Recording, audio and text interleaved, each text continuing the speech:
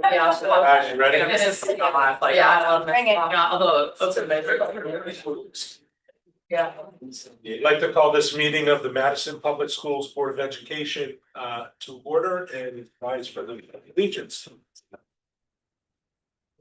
I pledge allegiance to the flag of the United States of America and to the republic for which it stands, one nation, under God, indivisible, with liberty and justice for all.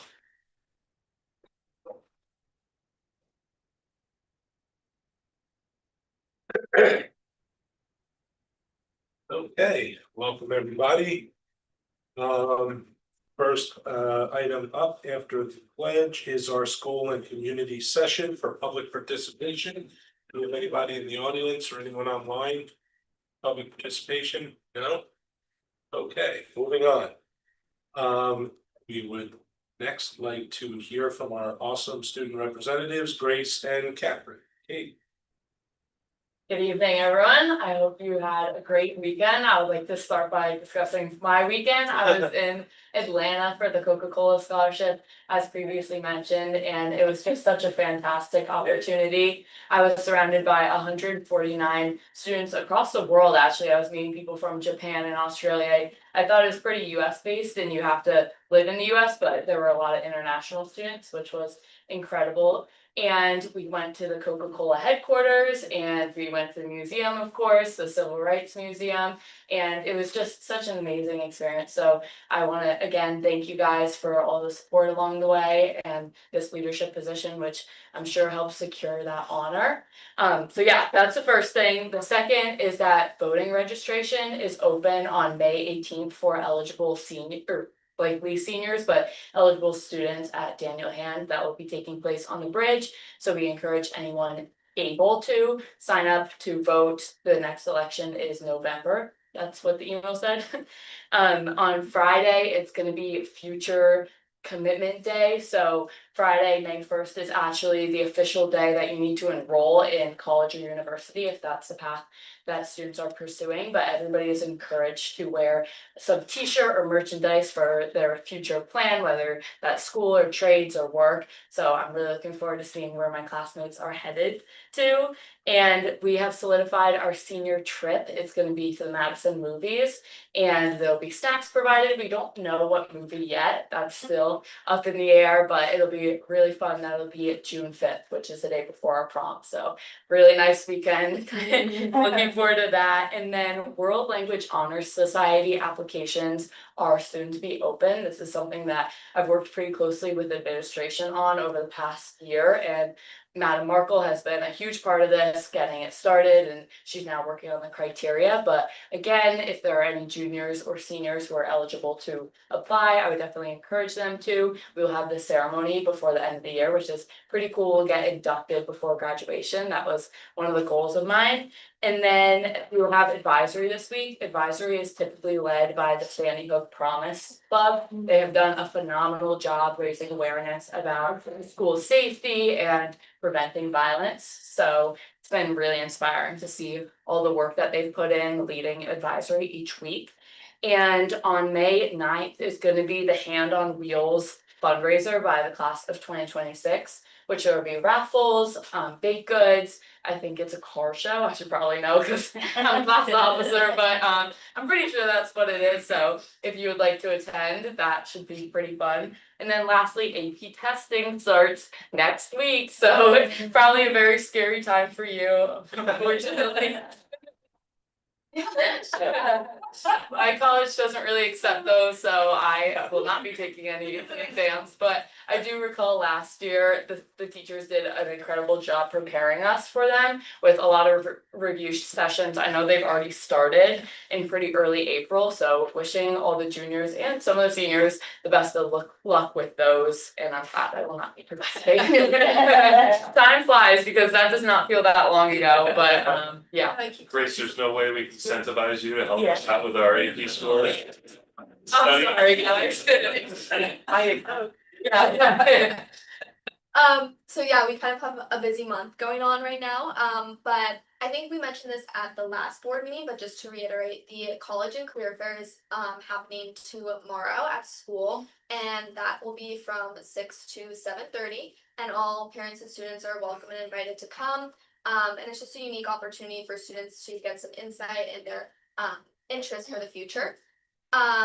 Tomorrow as well, the chorus and it's the chorus class is going on a field trip to Hadestown in New York. And speaking of chorus as well, the school musical Mamma Mia took place Thursday, Friday, and Saturday of last week, and it was incredible. I don't know if any of you got to attend, but I got to go on Friday, and it was just amazing.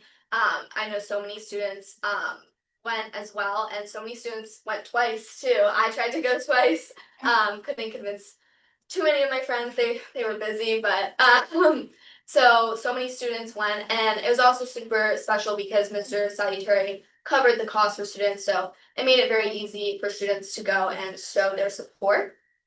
As well, we also have some applications going on. I think we also mentioned this last meeting, but National Honor Society is now in, so all those applications are done and finished, and I believe those results will come back May 8th. As well as class officer applications just got sent out. I didn't know that, yeah. We'll be doing that this year, but so any students who would like to apply for that position, or any students who were elected in the past and would like to rerun for that position, that's now available, and I believe those are due sometime in May as well. There is also, it's almost the midpoint of the year, which is the trimester. Midpoint of the trimester, which is crazy because close to, for some, graduation, for some end of the year. And then I think and then there's also another application. So the Madison Youth and Family Services Board has sent out their application for the upcoming junior representative. So that's open to all sophomores, and I believe that application is also due next Monday. So yeah. And then the Shoreline multicultural event was fair was hosted last weekend on Saturday, and that was in collaboration with Daniel Hand and Guilford. So we really like to see the rivals coming together for that one. But it was supposed to be a super cool experience. Like I said, I was away, so I wasn't able to attend. But it really celebrates a lot of different cultures. I know there's a lot of food and music and dancing. So that's something really special that's put on every year. Thank you. Any questions for our students? I just have a question. Can you tell us more about the World Language Honor Society? Like, tell me more. So I brought the idea to Mr. Salutary, I think certainly over a year ago, because it's pretty late in the school year, but I noticed that we only had the National Honor Society, but a lot of surrounding schools have the Math Honor Society, English Honor Society, Language Society, and things, a lot of Science Society, lots of different societies. So I thought that students deserved extra recognition at Daniel Hand, or at least similar recognition to surrounding schools like Clinton, Guilford, Brantford. So I noticed that our world language seems to be pretty advanced in comparison with surrounding schools. So that's what I primarily focused on. And administration was very supportive. We got a team together. I presented at the world language teachers meetings on Tuesdays, and we've been in the process for a while. It's taken a little bit to get the requirements and make sure that it's fair, but also somewhat selective, but also somewhat inclusive. So there's a lot that went into it, and Madam Merkel has really spearheaded this. She seemed incredibly interested, so we've worked pretty closely, and over a year later, it's finally solidified. She's still working on the requirements. I think from what she said, you have to have an A or an A+ for 4 semesters of world language.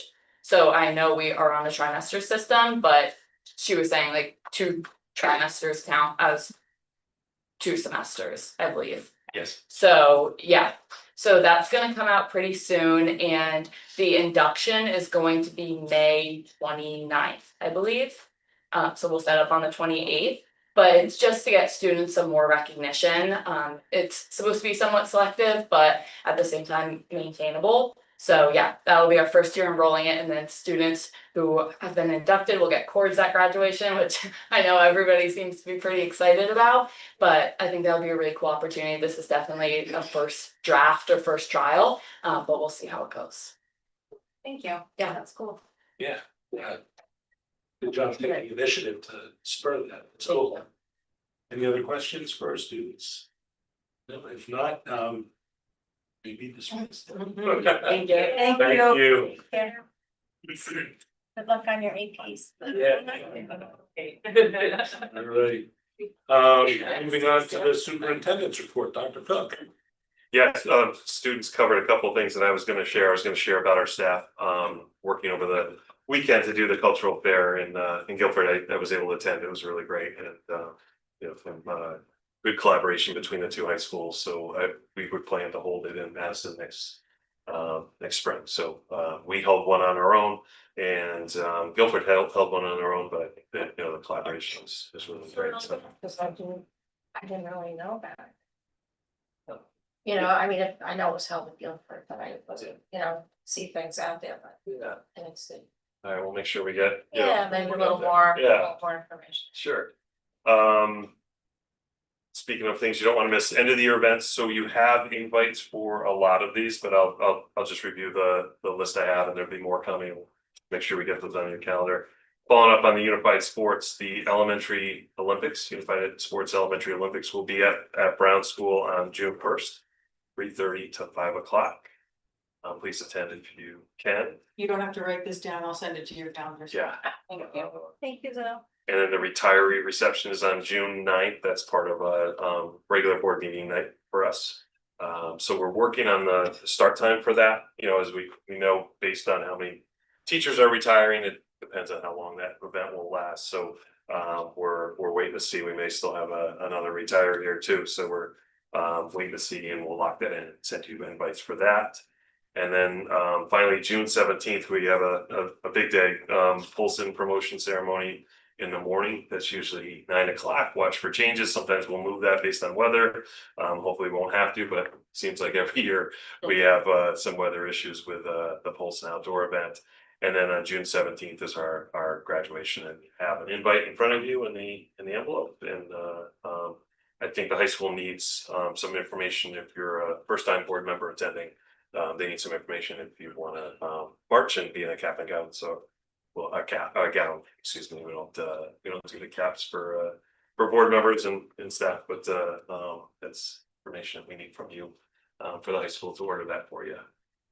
And then also legislative updates. That's not something we normally do until the session was over, but I know there was several things that the board was interested in, and this report changed several times because there's a lot going on at the legislative session right now. It is over on May 6th, is the date that they typically would end this short session.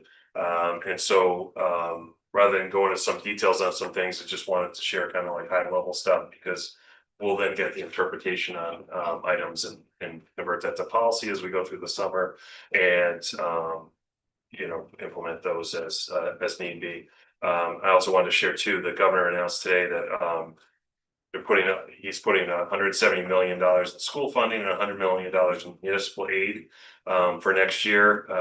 What this means for us, I don't know. I highly doubt it will impact our BCS funding. That's the funding for education. So I don't think the $170 million will have any impact on Madison.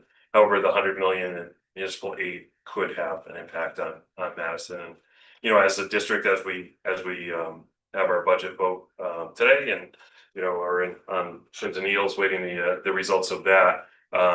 We know that a lot of districts are in some really difficult shape, you know, in terms of where their budgets are. And so I know this is welcome news for them to hopefully, you know, avoid some, you know, really difficult budgets. But, you know, we'll follow up and give you information as soon as we know more from the state on that. Most importantly for tonight, and this just happened yesterday, the Connecticut House of Representatives approved a revised bill on the ban for cell phones. So the bill now proceeds to the Senate. Still remain very likely, in my opinion, that this will pass. We know governor supported this, so I don't anticipate there'd be any issue. You know, and when it gets to the governor's desk, if it gets to the governor's desk, but I do anticipate that the Senate would pass it. It passed pretty overwhelmingly through the House yesterday, so that's it. The one big thing I will say though, that as this has progressed, it has changed to a 27-28 implementation, not September this year, September next year. So that is where that bill stands.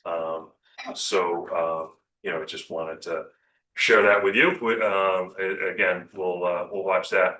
Lots of other changes too. There's changes on homeschool requirements that we're still waiting for interpretations on, because there's a lot of different bills on that and how that would impact schools. And so too early to report on implementation on that, but we get some good updates from our law firm, and then also different organizations out there in education. So we'll keep you apprised on that as we move forward.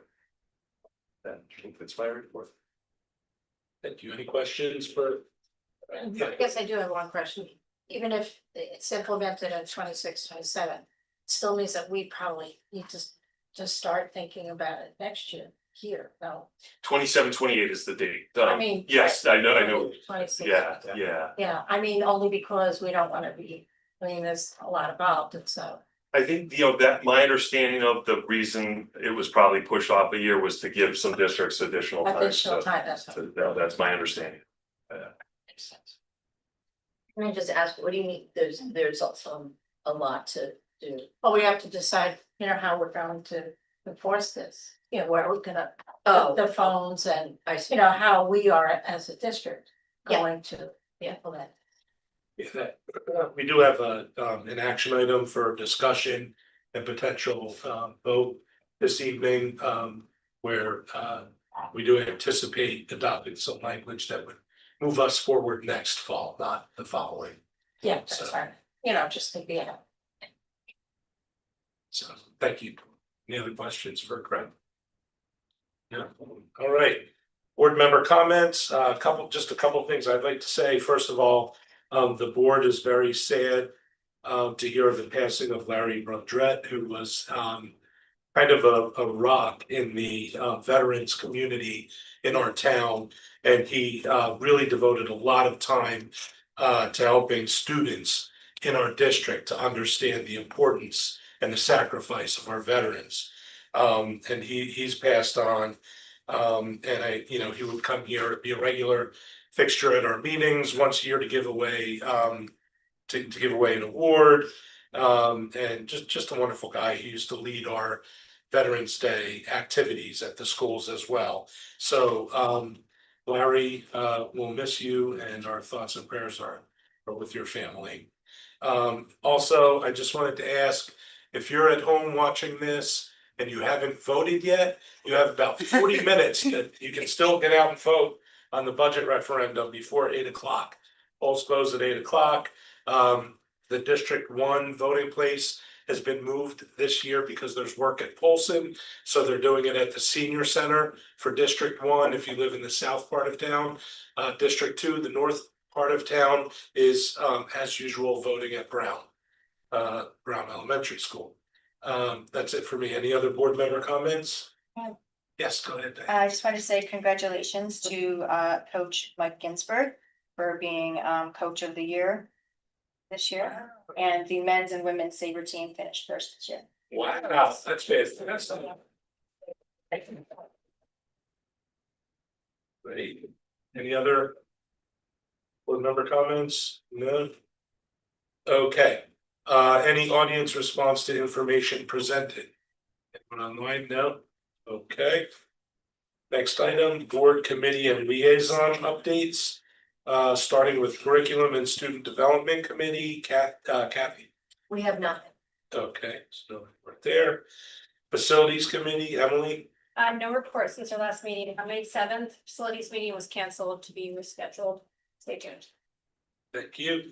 Finance committee, Galen. We also have not met. Okay. Personnel committee, Maureen is with us online. Hi, everyone. The Personnel Committee has not met. No, we do not have a report. Okay. And policy committee, Diane, I know that you have. a report. We met. Yes. We met tonight. We don't have any action items in our packet tonight. But we did review 5 policies that you will see at our next board meeting. And I'm happy to say that our policies, we have, I think, 2 left to review. All the rest are updated from, there's one that's 2019 and all the rest are 2020 and more recent. So we are very much up to date. We have, we'll be working on a couple of policies. One will most likely be the cell phone policy. Another one is the interdistrict policy that we have yet to receive approval from Hartford. But we want to start getting the skeleton of those. And then there's one other policy I think that we have to do, and then we are pretty much all set, except for when Hartford decides to redefine terms on policies we've already done. So we'll see a few of those at this. But we looked at policy 3323, soliciting prices, bids and quotations and purchasing. We did have a formal policy 6010 for our mission that we already actually reviewed and voted on as a board. So that will come up at our next meeting, and we'll request that we waive the second read since we've already seen it, voted on it. Just a student wellness that's changing from the 6,000 series to the 5,000 series, along with some other changes, service animals and animals in schools. And that's it. Report. Thank you, Diane. I would be remiss if I didn't thank you again for your amazing work. It took the right kind of person, with the dedication and the tenacity to keep at it, but you really kept us on track with modernizing our policies, and our board is indebted to you for that. Thank you. And fast speaking. Yeah. that too. Thank you, Zoe, for all your hard work. Yes, so Generally thanks, good work. yes, thank you as well, so for sure. You're the go-between between us and our council, so thank you. Learn liaison, Galen. They have not met, I think it's the first Thursday of next month. Okay, thank you. All right, so now we move on to our action items, part of the agenda. The first one is to discuss and take possible action on a proposed new board member handbook. And before we launch into discussion on this, because I wanted to say a couple words, I want to get the motion and the second, and then we can start discussing it. So do I have a motion? Second. Do I have a motion to adopt the proposed new board member handbook? Diane, can I get a second? Second.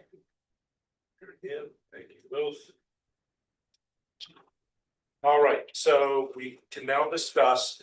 I wanted to give special thanks to Jessica for having the initiative and coming up with the concept to do what some other boards do around the state, which is to have kind of a resource to help onboard new board members. And we've always done a pretty good job of it in Madison, but we don't have a handbook. And I think it's very important, and it can help keep things consistent and make sure all new board members are learning the same things and coming in with the same information, and hitting the ground running, and especially learning all the alphabet soup and having a reference to go to know all those acronyms and everything. And I want to let Jessica take over and speak to it a little bit.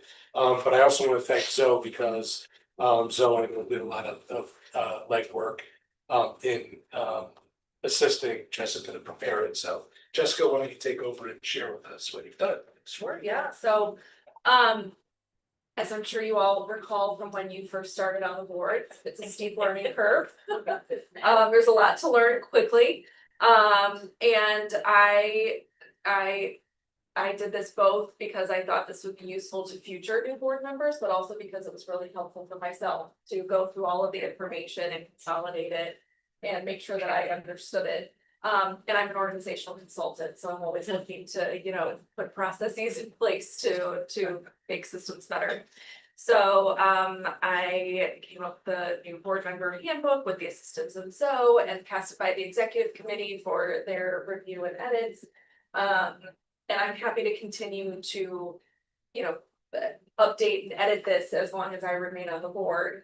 You know, I'll maintain responsibility. Leverage to stay on the. I don't want anybody to think I'm dumping it on them. I created it and I'm gonna like run. So yeah, that's what inspired it. I think it will be useful, as Steph mentioned, some other districts had this. When I went to the CAPE orientation, I saw some models for what that looked like and found that really useful, and thought we could use a Madison specific version of our own. I'd like to say thank you. It's a great Thank you. resource. It's extremely well written. I'm impressed a little bit. I learned a little bit from it. Because we didn't really know. It would have been nice when I first moved out to have this. It's very nice. I have just a couple of suggestions. Sure. So on the third page, it starts at the top, refrain from interfering with the implementation of a board policy decision by the administration. I'm wondering if it would be more clear to say refrain from interfering with the administration's implementation of board policy.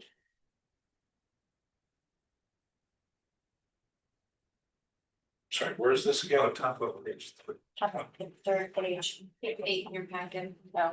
Okay, only need to add page numbers. That's a good. Yeah, I actually never mind because I go through it and I flip it over and then. So I just feel like it's more clear because you're refraining from interfering with implementation of the policy. But it's the administration who's implementing it, right? So you don't want to interfere with the administration's implementation of board policy. Diane, not to be a stickler, it's a copy and paste from the policy that exists on the website in your board bylaws. What? It's a copy and paste from the board bylaws. That's the language that exists in the bylaws. I need to change it. All right, well, we want to add that to the list for the next policy meeting? Yeah. Okay, we'll leave it for then, we'll switch. But you know what I'm saying, it's just, it's Yeah. the way, it's the phrasing is like not as clear. And then I would also suggest that if you had page 7, under running meetings. So the topic is 3 meeting protocols, board meetings, running meetings. Just to be most correct, it's Robert's Rules of Order newly revised. It's the correct title. Anyway, there's a new revision pretty much like every year, whatever, I think around 13th or something, I don't know.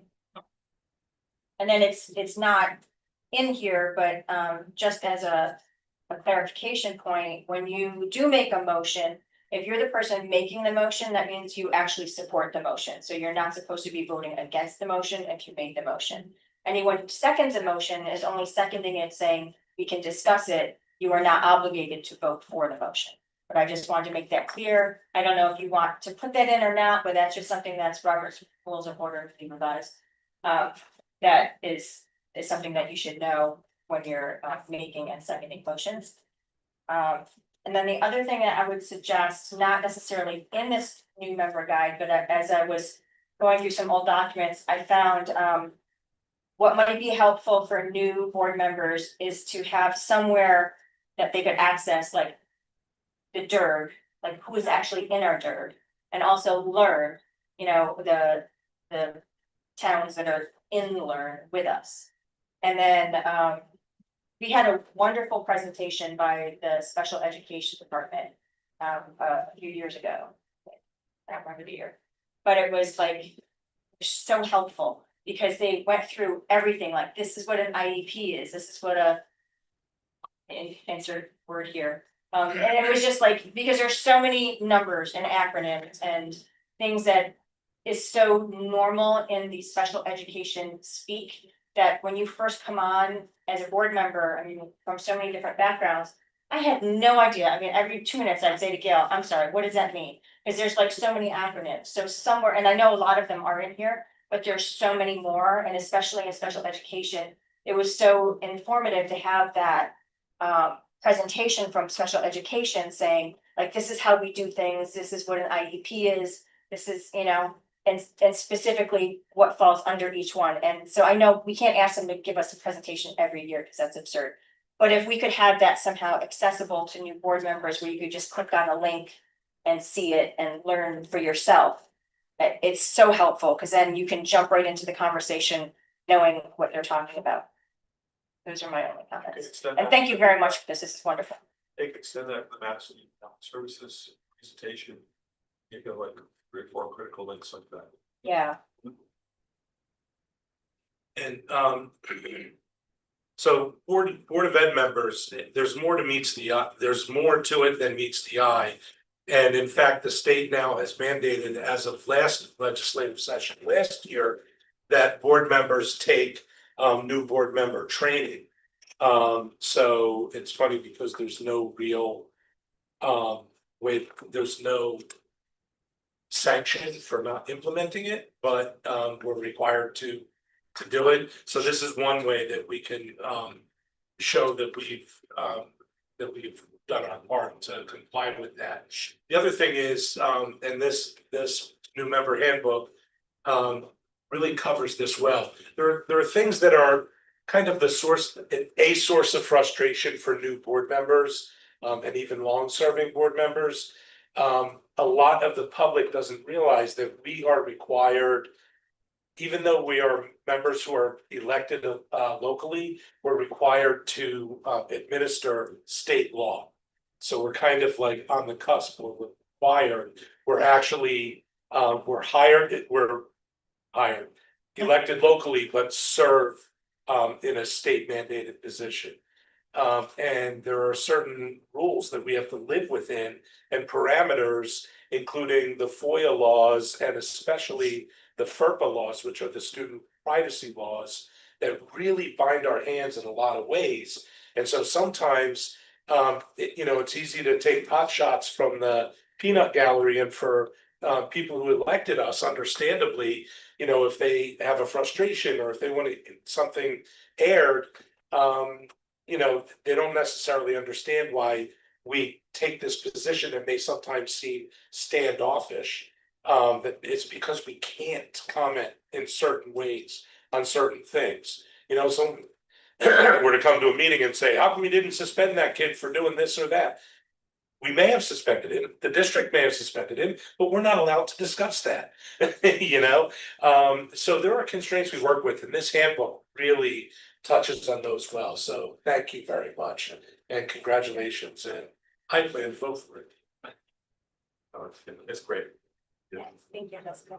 If I could also especially thank you, who better than to create this document than a new board member, right? Yeah. So you're going through it, and I know you attended CAPE training and made that connection with other districts and an organizational consultant as well, so it's perfect. So thank you so much. It will make our job easier going forward, so I really appreciate that, that work. Right. I think it would be something we'll add to as time goes on. Yeah. All right, if there's no more discussion, I want to call the, yes, go One ahead. question. So are we voting on it as it is, or are we voting on it with any of the changes that? Well, it's gonna be sort of a living document. Adopting it. So We're voting to adopt it. Okay, We're not voting on it at like like a policy. line and sacred like a policy. Yeah. So I suggest we consider voting on it, and any changes can be done because it'll be a living, breathing document. Yeah, that actually makes me think to that point, it will be a living, breathing document and changed as we go along, but perhaps it could come up for review. Like, in the spring before an election cycle, just so that everyone has eyes on it, but twice, every other year, right before an election cycle, so everybody's looking at it right before new people come on board. Makes All sense. right. Well done. Yes. We had talked to, we'll submit it for CAPE with everyone's approval to send to CAPE for, possible recognition as a new document created by the board. So they have a review process and a ceremony every November at their conference to recognize boards for all different areas of communication with the public and with board members, training, and things like that. So Zo's won several of those awards for our the most recent one was well, not the most recent one, but one of the bigger ones we won was the communication for the referendum project, that we're still doing. So there's some really good recognition that the districts receive. That's a nice way to get it out there too, for other districts to see and possibly benefit from. Right, if there's no other comments, I'd like to call the vote All in favor of adopting the new member handbook, new board member handbook, raise your hand, say aye. Aye. Any opposed? Any abstentions? Maureen, I didn't get your votes. I know you're online. Yes, aye. You're an aye. Thank you. All right, motion carries 9-0. Thank you very much, Jessica. Thank you, Zoe, and good work. All right, action item 9, discuss and take possible action on the board's position on cell phones. Now, I'll take a motion and a second in a moment, but I want to remind everybody that this has been a hot topic. We have discussed this at length, at least a couple times in the last couple months, on the record, in the last maybe 3 months on the record. I'm not necessarily looking to be inundated with, a bunch of long statements of purpose or anything. But I would like to have a little bit of dialogue on this before we vote. So I'd like a motion to recommend directing the superintendent to develop and implement, in accordance with state law, a bell-to-bell personal wireless communication device ban to be implemented pre-K to 12 for the 2026-2027 school year. The board further instructs the policy committee to revise and or develop policies to enforce the personal wireless communication device ban. So that's what we're voting on. So this is, just to be clear, even though the statute, the bill that's up for consideration may have this go into effect for the 27-28 school year, we're looking as a board to potentially get out ahead of this and implement it this coming fall, even if the law would not require us to. And it does require the superintendent to develop and implement a plan in accordance with state law. And it will call for a bell-to-bell ban. So, can I get a motion? So moved. Kathy? Can I get a second? Second. Mary Ann? Thank you both. All right, discussion. So to be clear, we're not giving the specifics of it. We're saying this is what we want to do, this is what we support. And then Dr. Cook will work on the specifics, and so will policy. Correct? Yeah. The policy committee will have to have an enabling provision that essentially sets the rule, the policy, and then Dr. Cook will work on implementing it through regulation. But it also have to be not just a rule, but how you would deal with. Sure. Yes, so Check several. the format out there from districts who've already taken this action is board ban cell phones. Administrative, that is the policy. The reg is what happens when the students get to school. Like, And so you wouldn't want that rewritten into like the student discipline policy, you would just keep it separate in the regs. I think for now it'd be in the regs, because I think it's still gonna take us some time to develop those, and then it would then transfer, but it might not be in place for this August either, when we those go to print or earlier. I just wanted to. Yep. Yes, Jessica. I think I've said most of what I want to say on this issue. The only thing I would say further is that I would, if this passes, I would encourage both the district and the policy committee to think through both not only cell phones, but also other devices like watches or whatever else may be invented in the years to come. And also to be mindful of what, if any, policy will be applicable to bus rides, particularly for younger students.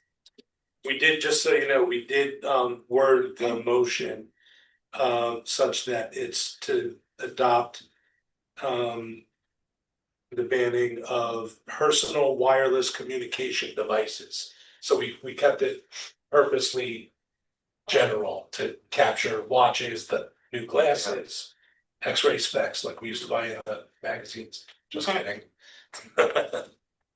So what I just want to be clear in terms of how I would envision implementing that for the other wireless devices other than a phone. I don't think I can tell my staff to be policing what students have on their wrists. I think what I would be asking my staff to do is, if a student is using it inappropriately, then they'd ask them to take their watch off and put it in their locker. The watches look very similar, smartwatches and non-smartwatches look very similar, and so I think it'd be very typical for us to be trying to police that proactively versus a phone. You know, if we see a phone, we can ask them to put that away, but a smartwatch coming in, I don't see how we can do it. And then I've seen universally, districts not addressing busing, because we have no one on the bus other than a bus driver to really implement that. So, where we would encourage, younger students not to bring phones on buses, things like that, and address it, you know, when something happens with families. I don't think we can say we're, you know, not allowing. Well, it's just bell to bell. Right, that's the law, you know, the state law, yeah. Well, because you're talking about high schoolers, who most of them are in some sort of after-school activity, and we don't provide athletic, you know, sports practice, after-school busing. So to tell them that they can't have a way to communicate after school when they have after-school activities, I think is kind of ridiculous. Yeah, but they're gonna get it at the end of the school day. Right, it's bell to Yeah, bell. they're gonna have their phone. And also this, if my phone is off, I don't think my watch or phone. I don't think. Anyhow. And if it's far enough away. Yeah. So if their cell phones are turned off in their locker, they shouldn't be able to access, and if you're far enough away, you won't work. So. Well, you know that there are smartphones that have their own number. Yeah. Yeah, well, mine's my phone. Service plan, right? Yeah. I didn't know that. Well, yeah, if you have two different watches. I mean, that's how the Apple Yeah. watches are sold. Check that. Just saying. I just think it's important that this board take a vote on the record to really solidify where we stand, to take our own position irrespective of what the state is doing, and kind of strike forward, showing that, you know, we're gonna let science guide the way, and, you know, this is what we believe in this approach. That way, I think if the board, you know, I don't know how the vote's gonna turn out, but if the board has a strong vote in favor of the ban, then I think that gives a lot of support to the building administrators, to the administration, the district, in trying to implement this, because it doesn't seem like it's the local building administrators taking a position that is unpopular with students, for example, or with some students. I know that there are plenty of students who feel like it's more important to have a ban, but anyway, that's one reason why I think it's important for us to kind of vote in favor of this. I would just like to make a comment directly to our students who have been, I commend them, and I think we all do, for how they've adopted the keep your phone in your backpack and keep it out of class, and they've really done a wonderful job Of course. That was planned, adhering to the rules that had been put into place this year, and I also want to say how much I appreciate feedback that they gave us around how it's made them feel and how it's offered them a little more time to be social, face to face, and just being vulnerable in sharing how they feel about it. So I just wanted to commend the students for their work towards, you know, following that policy that has already been put into place, and the teachers as well, who have done a nice job really, you know, trying to maintain the and supporting the students in this work. So I just wanted to say that. I'm glad we're taking this vote. I look forward to it. I also wanted to express my appreciation for all the community members and parents and students and on the survey of staff who shared their opinions, the strong work of, you know, organizations like Madison Youth Unplugged and others who advocated, came to meetings, shared valuable information and resources with us as a board. I really appreciate all their advocacy and how much they've informed and educated us, so. Absolutely. Maureen, did you want to say anything? No, I'm all set. Thank you. Thank you. We have someone online. I have a question, Yes, Steph, if you please. don't mind. So by this vote, and support of the bell to bell. We aren't necessarily voting on some exemptions and certain No, what we're doing is we're voting to basically charge the policy committee and the superintendent with coming up with a policy to support a framework, and the superintendent to come up with a plan for implementing it, starting this fall, full district, pre-K to 12. okay, that will be, I just wanted to be clear. And yeah, and then, you know, we'll be informed as the next school year rolls around, Right. what, you know, what the superintendent comes up with. And the state law will speak to exemptions. I would have that prior to having to come back to you with an administrative reg, I'm sure. Mhm. And my plan would be to follow that because that's what will be in a place a year from now. I wouldn't think it'd make any sense to put maybe a more restrictive or different procedure in place this September and then have to change it again the following September. So my understanding is it most likely will be some type of exemption for students that you know, are monitoring their blood, you know, Right. levels or, you know, blood sugar levels and or an IEP type situation, but Right. we would have to.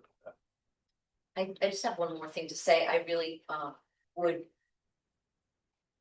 love to see, or I wouldn't support any sort of investment in making it expensive to implement this law. I think that our kids have done a nice job and our teachers as well, and I don't think we should go down the road. I don't know if this is the time to say that or not, but I. No, I As you're appreciate that, making your yeah. decisions that about the Gotcha. plan, I'm keeping in mind our students, the ability to adhere to the policy, but also not to spend too much funding on Younger or any pouches. younger pouches. Yeah, I think, you know, I would say too, is every solution has its drawbacks, you Yeah. know, and there's concerns with all of them. So for instance, this one, I know the teachers union at the state level is very supportive of the ban. But I think that they're missing out on a piece that teachers are gonna still be involved in the implementation of this administrative reg. You know, it can't just be the administration. Teachers in the classroom are gonna have to implement that when they see a cell phone or something happens or a phone goes off or you know, a watch, you know, is activated or something like that. So they're always gonna have that hand in it. You know, it's much different than say baseball caps, but that's like the best comparison I can Yeah. think of. You know, students walk in, they don't have a hat on, but you know, sometime during the day they have a hat on. A teacher has to ask him or her to take it off. So there is that piece. And then what I think we're really will struggle with, but look for the right level is we don't want to set up disciplinary issues with our students that aren't there right now. And so how do we implement this for them to be able to, you know, live in that environment when for some of them they'll have 3 years at a high school level. They've been able to have their phones at lunch. They've been able to have their phones at you know, the study hall, but you know, now they can't. So how do we work that? I'm not anticipating that, you know, being an issue for our freshmen Yeah. next year. They've been under that scenario for 8th grade, but for a senior next year, it's a change. And so I don't think we want to go heavy on a discipline path until we need to. So that was just something I wanted. I was just gonna ask about that. Yeah, I think Some it's soft yeah. implementation. Well, or- I think we gotta be, I think we gotta be strict, but I think we have to be, you know, uphold the policy, but I think we have to be understanding that there's gonna be some, you know, some mess ups, you know, some Hiccups. yeah, so. Realistic. Yeah. All right, so unless there are any other comments or questions, I'd like to call the question. So again, just to read it so we know what we're voting on, there's been a motion by Kathy, seconded by Mary Ann. To recommend directing the superintendent to develop and implement in accordance with state law, a bell-to-bell personal wireless communication device ban to be implemented pre-K to 12 for the 2026-2027 school year. The board further instructs the policy committee to revise and or develop policies to enforce the personal wireless communication device ban. All in favor, aye. Aye. All opposed, nay. Any abstentions? Motion carries 9-0. We have a ban. All right. Action, thank you all. Action item 10. I need a motion to approve the minutes of the April 7th, 2026 Board of Ed meeting. So moved. Second. Okay, Emily and thank you. Any changes, amendments, revisions? Seeing none, all in favor, aye. Aye. All opposed, nay. Any abstentions? That's what you're trying to say. You don't. No, you don't have to. Okay, then I'll vote. Okay, so all right, so that's the way, okay. Some people choose to abstain. Yeah, some people choose to abstain, but what you're really voting on is that you've read the minutes and you know, if you weren't there, you probably won't have any amendments to recommend. But you know, if it looks kosher, then you kind of vote on it. All right, number 11, any future agenda items? Good this week. Good this, all I'd right. like to get a presentation about the status of the new school. Yes, so that is May 26th. May 26th. They did present last night, so I have a PowerPoint from that, so if you can't wait till May 26th, you can watch last night. But on May 26th, the Graham Curtis, we invited in Adam Levitas from Colliers. Screenshotted it last night. Yeah, no, they did, it was a nice, good presentation from what I saw. I used it already. And they will be here, and then also that will be the night that the board will accept it as a project, so that's a. Is this the false? No, Neck River. Oh, Yeah, so we wanna just kind of close out that project. It'll be a very similar presentation to what was presented last night. And I yes, think I read what they. yeah, it was a good presentation, and then But then we would vote on it to accept accept the project, it yeah. as final, which kicks off, initiates the ability of the town to seek reimbursement from the From the state. state. And it looks like we are going to get a hefty reimbursement, both from the state and from federal on the air handling, whatever, the geothermal. So now I was thinking about future agenda. items. No, just a report on, when we get a report on Paulson, like where they are now and. Is it working now? Is it? we had one at the facilities. And our Yeah. last meeting. Yeah. Yeah. That you reported. It was Really good. Send me too. yeah, if I can Yeah. pat my own staff on the back, it was exceptional. It was really. It was so. Not me, yeah, Ben's, yes, yeah. His presentation was. So it's worth watching, yeah. And Marianne, Ben's gonna come back in the fall to give a presentation on all the work he did at Bolton. Right, they did all that summer. I'm excited about it. All right, I need, let's see. Adjournment. 7:05, I need a motion to adjourn. So moved. Diane, can I get a second? Second. Jessica, Thank you, sir. thank you all in favor, aye, all opposed, nay, any abstentions?